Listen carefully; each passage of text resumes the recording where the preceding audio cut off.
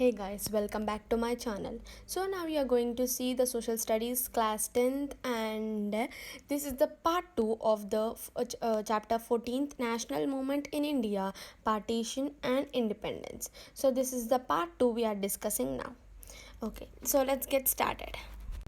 So now the first slide in part 2 is the Hindu Mahasabha and the RSS. So in the previous part 1, in the last slides, when you see there, you find when the Muslim about the Muslim League, you find the information is very clear at there. So now the Hindu Mahasabha we are going to discuss. During this period, the Hindu Mahasabha and the Rashtriya Sevak Sangh RSS, the full form of RSS is Rashtriya Swayam Sevak Sangh, RSS. Okay, it is a national cultural organization where mobilizing the Hindus. So it is for the mobilizing the Hindus, mainly when you observe here in the name itself, Hindu Mahasabha, that means it is mainly specially made for the Hindus. You can understand that. Now these organizations wished to unite all the Hindus and overcome the divisions of caste and sect to reform their social life. So this is an organization, it want to unite all the Hindus. So it may be any caste or it may be any sect, but all the Hindus should form an organization. So because of that idea, the Hindu Mahasabha or RSS is formed. They also gave out the message that India was the land of the Hindus who were in majority. So they also gave the message that in India the number of people who are high are the Hindus. Okay, it also gave that message. Many congressmen were also impressed with the activities of these organizations. So many congressmen also, they were impressed. Okay, they were impressed with these organizations. So this is the Hindu Mahasabha, and once again, what is the full form of RSS? Rashtriya Swayam Sevak Sangh. Okay, RSS.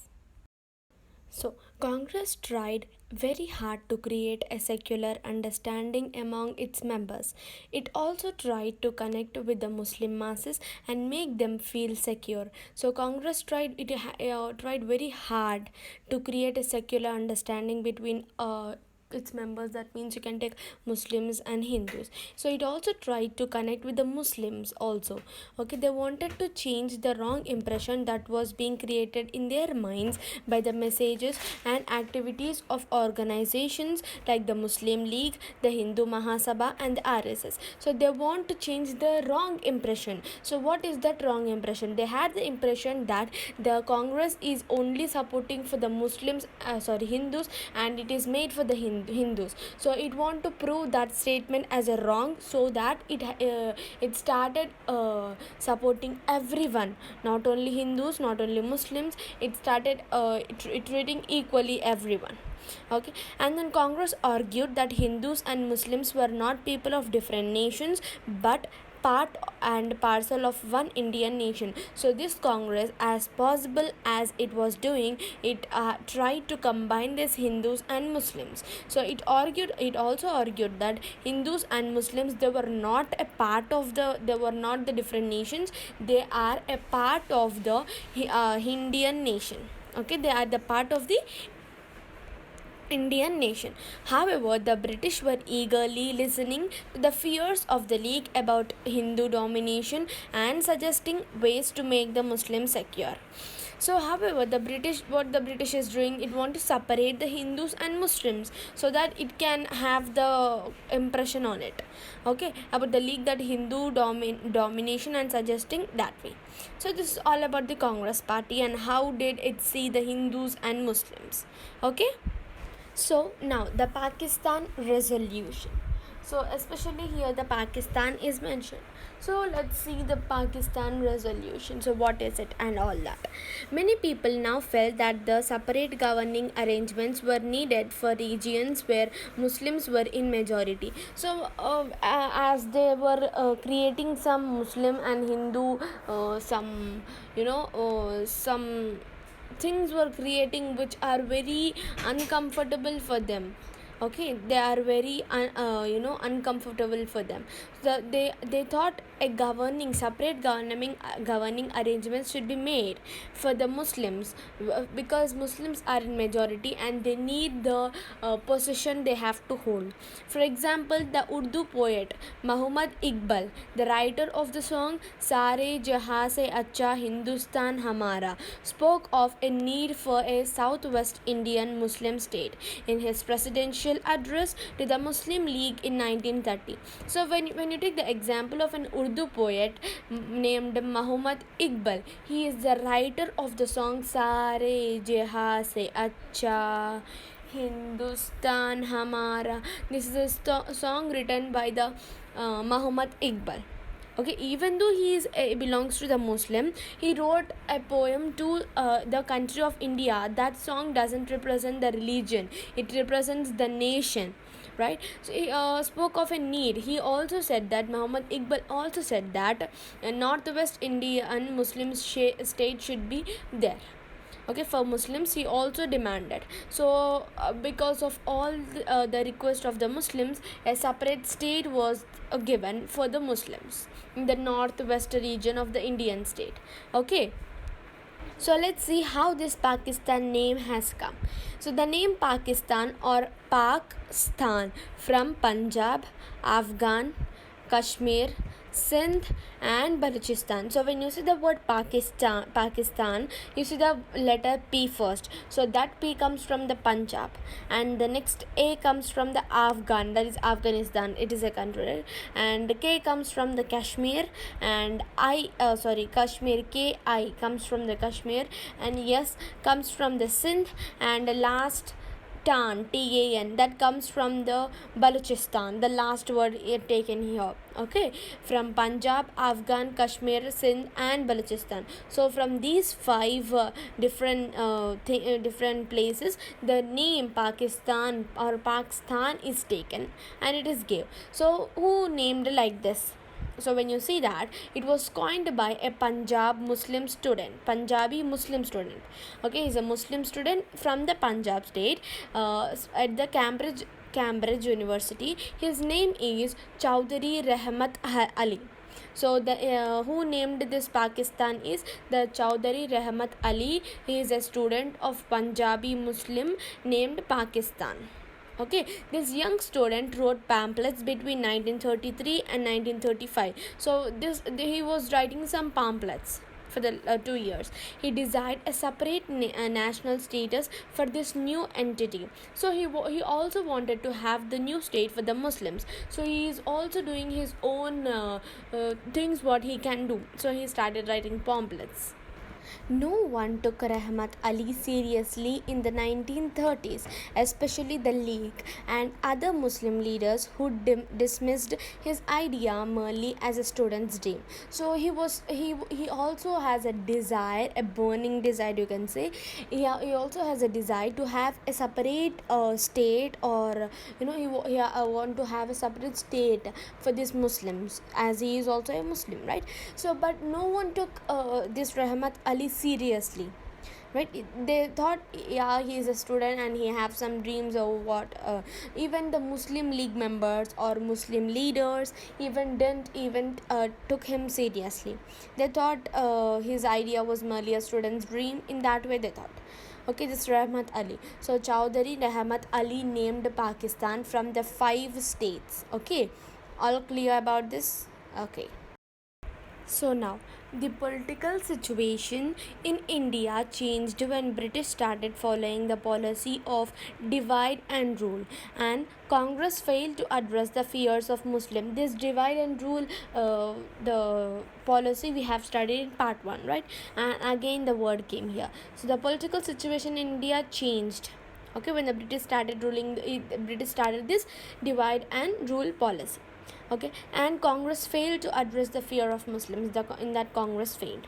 On 23rd March 1940, the Muslim League moved a resolution and demanded autonomy for the parts of the subcontinent where Muslims were in majority. So they did a they moved to a resolution.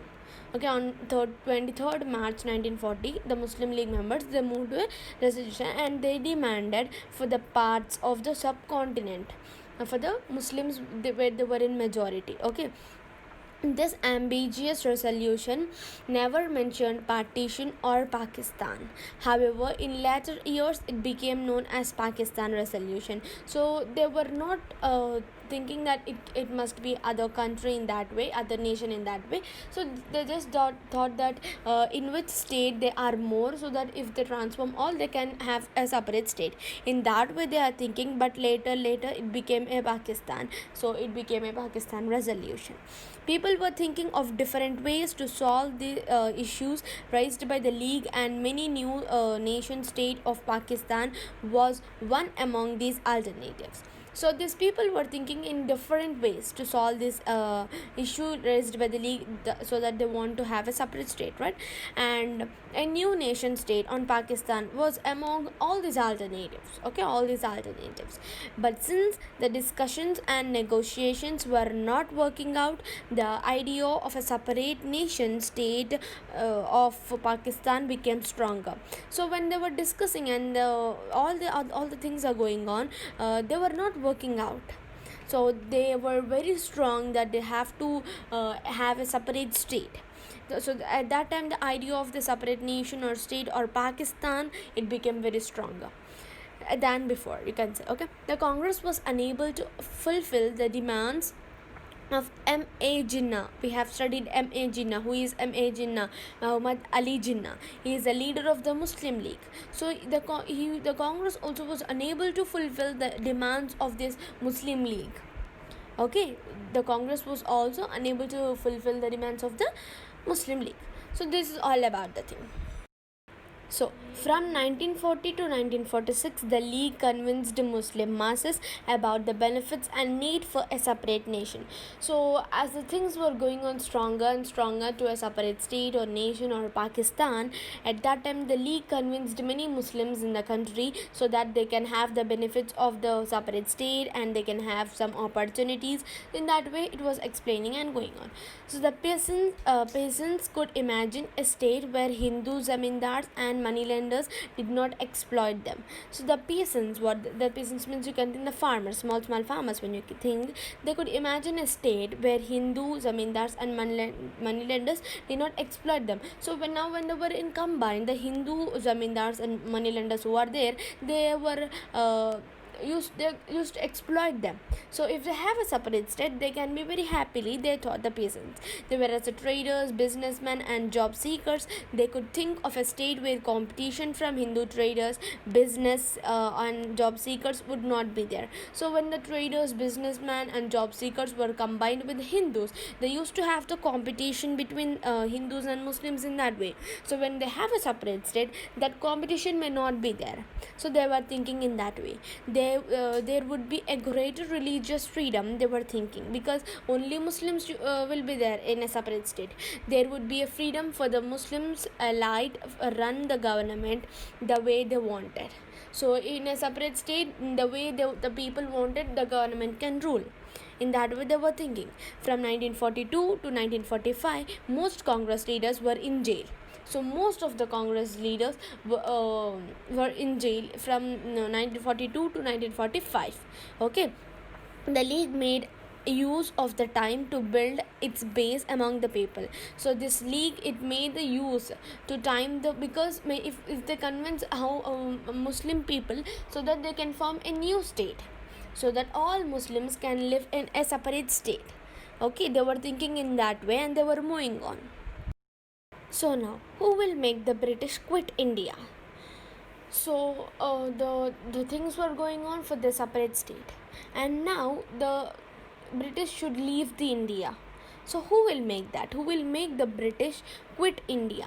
By 1941, Japan had started expanding into Southeast Asia. So by 1941, Japan also started expanding towards the Southeast Asia. This was clear threat to Indian territories as well. So this was very clear to the Indian territories as well. The British wanted Indian people to support it in the war against Japan. So whereas the British, as it colonized India, it wanted Indian people to support in the war against the Japan. In March 1942, the Prime Minister Churchill was persuaded to send one of his ministers, Sir Stafford Cripps, to India to try to make a compromise with Gandhi and Congress. So in March, when you see the Prime Minister, the Churchill, yeah, we have discussed earlier the Churchill, we have discussed the Prime Minister. He was persuaded to send one of his ministers. His ministers, one of them was Sir Stafford Cripps. He persuaded to send him to India, and he tried to make a compromise with Gandhiji and the Congress. But these talks failed after the Congress insisted that the Viceroy should first appoint as an Indian as the defense member of his executive council. So when one of his ministers came to discuss and compromise, that was failed. Okay, that was failed after the Congress insisted, because the Congress insisted the Viceroy. At that time the Congress said that the Viceroy should first appoint the Indians as a defense member of his executive council. Okay, so this was all happening going on there. Okay, let's go to the other slide. So, after the failure of the Cripps mission, Mahatma Gandhi decided to launch his third major movement against the British rule. This was the Quit India campaign. Okay, so after that failure, the compromise failure, the Mahatma Gandhi he decided to launch the other major movement to make the British quit India. So that movement was the Quit India campaign. This campaign began in August 1942. Yeah, we know that. Although Gandhi was sent to jail, other younger activists organized strikes and acts of sabotage all over the country. So even though Gandhiji was punished in the jail, he was sent to jail, the other leaders who were there, they managed all the things. The young men and women left their colleges to go to jail in very large numbers. So when the Gandhiji was in jail and they were not giving the equality, so all these are happening. Even the members, the young people who has to go to the college, they were they boycotted, you can say. They were not going to the college and they were ready to go to the jail, because it was that situation was going on there. Socialist members of the Congress such as Jayaprakash Narayan were particularly active in the underground resistance movements. So here the particular name of socialist member of Congress given, who is the Jayaprakash Narayan, whom we know very well. So they were particularly active in the underground resistance movement. Okay, now in several districts such as Satara in the west and Medinapur in the east, independent governments were declared. So in several districts which we have known, right, such as Satara is a district in the west and Medinapur in the east, so independent governments were declared in those districts, you can say. So the British responded with a lot of force, yet it took them more than a year to suppress this rebellion. So there was British was doing, and there were Indians, they were fighting, and all the things were going on in that way. Okay. So now, the Communist Party of India in the meanwhile decided to support the British war effort. So the Communist Party of India, which was there, in the meanwhile that decided to support the British. So the Communist Party of India, that belongs to India. Of course, it belongs to India. It wanted to support the war in British. Okay, it was alarmed at the attack of the Soviet Union by the Nazis. So it was alarmed by the attack on the Soviet Union. It realized the danger at the world level and called the war a people's war. So it realized the danger in the world, what is happening, and they call it as the people's war, because people are involved, and there is a lot of things going on.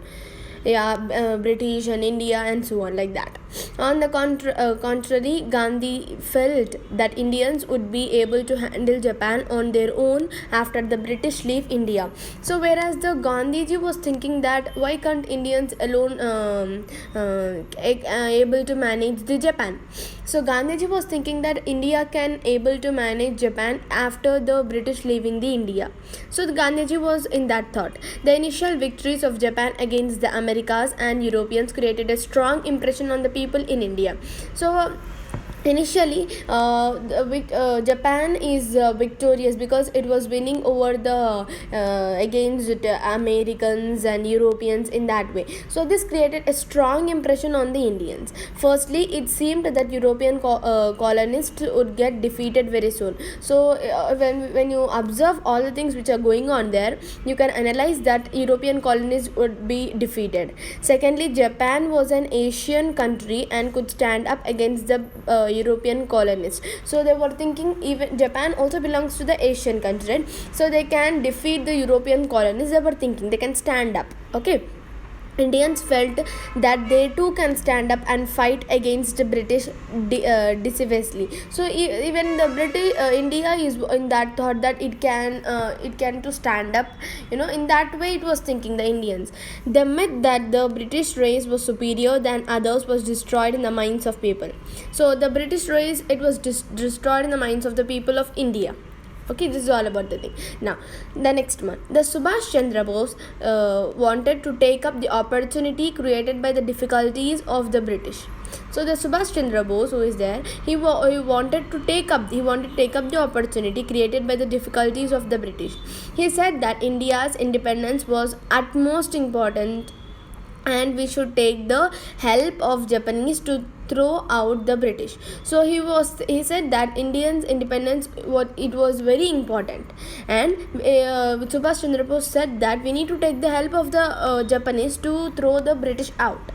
So Subhash Chandra Bose was thinking in that way. He went secretly to Germany and Japan and collected an army of Indian soldiers in 1942. So he alone and with some group, you can think, he went to Germany and Japan and collected a army, army of Indian soldiers in 1942. These Indian soldiers were in British army. So Indian soldiers were in British army.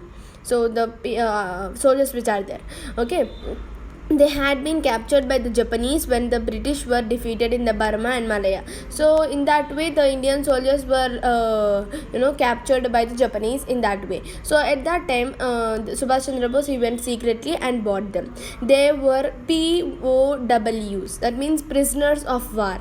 So the Subhash Chandra Bose bought prisoners of war, that means they are the Indian soldiers. They are the Indian soldiers only, but they are called POWs, that means the prisoners of war. Bose recruited them in his army, which he called the Indian National Army. So Bose, he himself, he created like a group and he called that as Indian National Army, INA. Okay, Indian National Army, INA. Later other Indians also joined the army, including many women. So after that, many women also even joined the army. However, Gandhi did not agree with the plans of Bose. He felt that Japanese cannot be the liberators of India. So in that way, the Subhash Chandra Bose was thinking that. Now, in contrast to that, Gandhiji was thinking that he did not agree with the plans of the Subhash Chandra Bose, because he was thinking even the Japan, which is there, Japanese cannot be the liberators of India. In that way Gandhi was thinking, but Subhash continued in his chosen path and led an army of Indian soldiers to fight alone with the Imperial Army of Japan against the British for almost 3 years. So Subhash Chandra Bose, he continued to choose a path. He continued to do that. They didn't leave that, as Gandhiji said. He continued to do that, and he started to fight against that. Okay, with the Imperial Army, with the help of the Japan against British, they were fighting almost 3 years happened. Okay, this information is all about it. Now this is end of part 2 and part 3 is coming soon, and stay tuned. And thank you for watching. Like, share and subscribe to my channel. Thank you.